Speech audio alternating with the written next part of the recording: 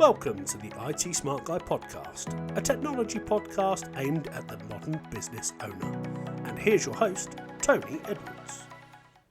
Hello and welcome to episode 23 of the IT Smart Guy podcast, the tech-based podcast for the modern business owner. My name is Tony, and in this episode we will be talking about the potential loss of both iMessage and FaceTime to UK iPhone users and a potential curb in fees for mobile roaming within the EU. We will then go on to the brain dump, where I will talk about Windows, not the ones in your house but Microsoft Windows, and why you might want to consider Pro over Home. Finally, as always, at the end I'll be sharing my tip of the episode. Let's jump straight in to the news. Let's look at what's happening in the news. First up, a proposal to curb fees for UK roaming. The UK regulator Ofcom has put forward new plans that require mobile networks to inform people if they will incur charges for using their phones abroad. Ofcom aim to ensure that individuals are aware of potential fees for roaming, such as making calls, sending texts, or using their data allowances outside of the UK. Surprisingly, 1 in 5 people are still currently aware of these charges when they travel. But under these proposed plans, mobile network providers must also inform customers about steps that they can take to limit the amount of roaming related expenses. Consumer groups believe that these roaming charges cost the British public over £500 million each year. Now, Ofcom has observed that some mobile networks are charging approximately £2 per day for phone usage abroad. Now, the decision on implementing these new rules is expected in 2024, and mobile providers will have 6 months to comply. Interestingly, the EU banned roaming charges in 2017, and even after the UK's vote to leave the EU, the scheme applied to British citizens travelling to the EU during the Brexit negotiations. However, when the deal was eventually reached, it did not extend the ban on roaming charges for British mobile phone users travelling to the EU. As such, UK operators reintroduced roaming fees starting from January 2021. Notably, the UK chose not to enact laws requiring companies to notify customers about potential roaming charges. As a result, major providers like 3, EE and Vodafone reintroduced roaming fees for customers travelling to the EU in 2022. O2 implemented a slightly different approach with a data usage limit of 25 gigabytes per month before applying charges. Now, the proposal by Ofcom is strongly supported by Uswitch mobiles expert Ernest Doku, who highlights the lack of regulatory protections for consumers while using their phones abroad. Roaming costs have become quite expensive again, and many consumers face the risk of unexpected bill shock, which can have severe consequences. Research indicates unexpected roaming charges totaled an astounding $539 million for UK consumers last year alone. Ofcom also aimed to address the issue of inadvertent roaming, where a customer using their phone in the UK unknowingly connects to a foreign mobile network. Now, while this is rare for 99% of the populace, it affects people in Northern Ireland, especially those near the border, who may connect to networks within the Republic of Ireland. Similarly, some on the very south coast and Channel Islands may occasionally connect to a French network. To tackle this, Ofcom suggests introducing specific tariffs or requiring networks to treat mobile usage in Ireland the same as in the UK. Now, some networks are already following this approach. Overall, Ofcom's proposal aims to bring transparency to roaming charges, ensuring customers are well informed and have control over their spending when abroad. As the school holidays are here right now in the UK, hundreds, if not thousands of you will be heading out of the country for some R&R. If you aren't sure what you have to pay to use your mobile device when you're outside of the country, the best way right now for you to check is to either pick up the phone and call your network operator's customer service number. They will give you the charges, or you can go to their website and just search for roaming charges and you'll be able to find it there based on the country you are visiting. From roaming charges to the potential loss of services from Apple for UK users. Apple has publicly stated that it would rather remove services like FaceTime and iMessage from the UK than compromise on security if new proposed laws are enacted. The UK government seeks to update the Investigatory Powers Act, the IPA, from 2016, with a specific focus on messaging services and their security features. Under these new proposals, messaging services would need to get clearance from the Home Office before releasing any security features to their customers. Now, the current IPA allows the Home Office to demand that security features be disabled without public disclosure, but the proposed update would require immediate action without the possibility of review or independent oversight. Currently, little information is available about the number of such demands issued and whether companies really have complied with them. As they are shrouded in secrecy, many messaging services currently offer end-to-end encryption, ensuring that only the sender and the receiver can unscramble messages. WhatsApp and Signal, among other platforms, have opposed a clause in the Online Safety Bill that would empower the communications regulator to mandate the installation of technology to scan for child abuse material in encrypted messaging apps, as well as other services. Signal has even threatened to exit the UK over this issue. Apple is also against these proposals and have consistently opposed the IPA, which was initially criticised as a snooper's charter. The company argued that it won't compromise on the security features for any specific country, as it would undermine the security of its products for every user. Additionally, some changes may require software updates, making secrecy challenging. The government has initiated an 8-week consultation on the proposed amendments to the IPA. It aims to update the Act to align with current technology, but Apple and other technology companies are likely to resist the new requirements. Cybersecurity expert Professor Alan Woodward predicts that larger tech companies will put up a major fight against these proposed changes. The Home Office justifies the IPA, claiming it is designed to protect the public from criminals, child sex abusers and terrorists. However, it does acknowledge that the proposed updates are subject to the consultation process and that no decisions have been yet made. I've got a question for you. If you are an Apple user, could you live without iMessage, FaceTime or WhatsApp? Let me know in the comments. In the meantime, let's go on to the brain dump. But before we do that, if you watch the podcast on YouTube, I hope you have begun to see the product improve somewhat over the last few episodes. This is down to me going on to friend of the show, Pete Matheson's video masterclass.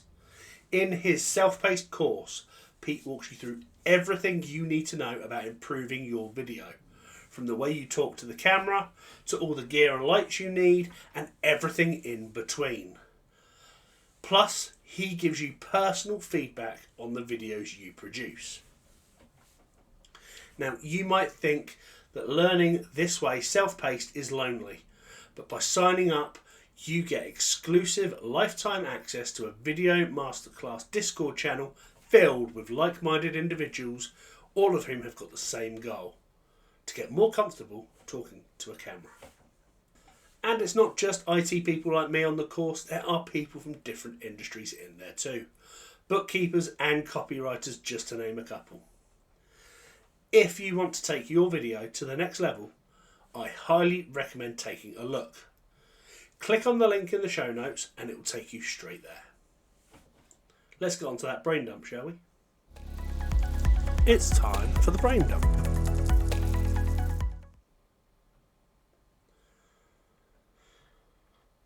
So for this episode's brain dump, I've decided to talk about Microsoft, in particular Windows. Microsoft offer Windows in typically two versions that you might care about: home or professional. This means when you buy a new laptop or desktop, you have to make a choice. Do you go home? Do you go pro? If you're running any business, I would always stress and recommend choosing pro. And there are a couple of reasons for this. Windows Pro is predominantly aimed at business users, and as organisations you will have more to lose from a security incident than a basic home user. As such, choosing Windows Pro gives you more safeguards. These safeguards include BitLocker, which is an encryption tool for your files and drives, both internally and externally accessed. You've got access to Active Directory and group policy, so you can manage all the details of the PCs and user accounts that have access to these devices. You can even put machines into kiosk mode, which lets you configure a device fully remotely using Microsoft's MDM. You can assign access. This is where you run different apps depending on the user. So it doesn't really matter what PC you're on. If you sign in using your credentials, you get access to the apps you need. You have the ability to set up a Windows device without needing a Microsoft account. If you're using Windows 11, this is a massive bugbear for a lot of people. Pro gets around that. You also have business-specific versions of Windows Update, plus loads of other cool stuff. As you can see, a lot of these features and safeguards are security focused, and that is because businesses tend to be more vulnerable or more susceptible to security incident or data loss. And normally the consequences of these things are a lot more widespread and disastrous, for want of another word. Now, am I saying Windows Home is unsecure? No, I'm not. As long as your Windows Home device has got a TPM 2.0 chip and secure boot support, your home device is still secure. Pro just gives you the bells and whistles you need as a business user. In the past, there has been some confusion with regard to the use of Windows Home for business use. This is down to some of the wording within the end user license agreement. You know what I mean. It's that document that you just scroll right down to the bottom, press accept and never read again. Yeah, that's the one. In this document, it reads along the lines of Windows being yours to use under the EULA for personal, non-commercial use. And you can use it for commercial use, but you require a separate license agreement. Now, this line is the same regardless of whether you buy Windows 10 or Windows 11 and whether you buy it Home or Pro. So does this mean you can't use Windows Home for business? Up until very, very recently, I thought it did. But after doing a ton of research while writing this episode, there appears to be some conflicting information. Now, there are a number of threads on forums within Microsoft's support community asking this very question. Can I use Windows 10 or Windows 11 Home for my business? And the answer is yes. You can use either. Obviously, they want you to use Pro over Home for the additional security. And if you're using Windows Server Network, for example, you will need to use the Pro features because you won't be able to access your server otherwise. But essentially, if you wanted to use a £250 home laptop to run your business from, you can. And there's nothing really anybody other than Microsoft could do to stop you. Now, in some countries, fines have been issued by Microsoft to businesses for using Windows Home for business use under the contravention of the EULA. But with so many businesses doing it, it's almost impossible to enforce. Especially over here in the UK, when you think the vast majority of businesses are in that smaller SME bracket. Now, personally, I will always recommend Windows Home if you're a domestic home user. Whereas if you're doing anything work or business related, go Pro. Yes, it's a bit more expensive, but those additional security features even just the BitLocker device encryption makes it worth it. Because if your device is encrypted using BitLocker, chances are you're the only one that's going to have the recovery key. You might give it to your IT support company as well, if you have one. Now, if you do have an IT support company and they have a remote monitoring agent on your device, they will be able to see from there what operating system you're running, whether it's Pro or Home, and the version. So when you report your device lost or stolen to the ICO under the GDPR guidelines, you won't have to worry as much about potential fines, because if you've got BitLocker encryption on and you've got the recovery key and your IT support company can prove that you have Windows Pro on your device, it will show you have done as much as you can to protect that device. I still don't understand, after being in business myself for over 3 years, why some business owners decide to skimp when it comes to their tech. Now, don't get me wrong, if I look at my desk right now, there is some cheap kit on here. My keyboard cost me about 10 quid. My speakers cost £20-25. The webcam I use day to day only costs 50. But these are peripherals. I don't need a £200 webcam. I don't need £200 speakers. But I do need a device to do my job to the best of my ability. And I need that to be of a certain specification. And because of that, it comes at a certain price. So if you're a business owner and you're not sure what sort of laptop or desktop device you should be buying for yourself or your staff, reach out and I will provide you with a downloadable document with my recommended basic minimum system requirements, free of charge. Before I set my business up, my previous employer went through some GDPR consulting to ensure that we were covered from a personal data standpoint, which, let's face it, is what every business should have done pre-GDPR enforcement, and of course annually every year after, to ensure them at least maintaining the standards. Now, the devices we had for the team to use, including the one I was using, didn't meet the minimum standard required. Now, don't get me wrong, they were pretty good laptops, but they were missing one thing, which meant that we had to replace that whole fleet of laptops. And we did that by leasing. Now, my memory's not a bit flaky. I think we leased 8 laptops. So it wasn't that many. And we were paying a couple of £100 a month, which included any additional warranties and everything else. So if you're after a laptop or a fleet of laptops for your team, request that minimum requirement document and consider leasing. If you're still not sure what to do, go to my website, link in the show notes, and you can book in a free, no obligation call with me, and I will help you make the right decision when it comes to your team's devices. I've blabbed on enough. Let's move on to the tip of the episode. Our tip of the episode. Following on from what I've just said in the brain dump about laptop fleets and things like that, my tip today is for you to do, or your IT department or person to do, an audit, a hardware audit. The school holidays are here. Business is going to be quieter for the next few weeks as people disappear for holidays, meaning it's the perfect time for you to take stock before business picks up again, just before the kids go back to school at the end of August. So work out what devices you have, how old they are they still in warranty, are they up to date? And I'm not just talking about computers, I'm talking about mobile devices and tablets as well. Doing a basic hardware audit when you can will allow you to work out what devices you have, how long they will be supported for, and that way you can begin to budget for replacements as and when they are required. All you need to start is a list of the devices, their serial numbers, and some core information. Things like when you bought them, when the warranty ends, the current operating system that's installed, and things like that. Once you've got that, you can then build on it when you review, and then you can also from there complete any remedial actions. Just think, when a new machine joins the fleet, you just add it on. When old ones are decommissioned, you remove them.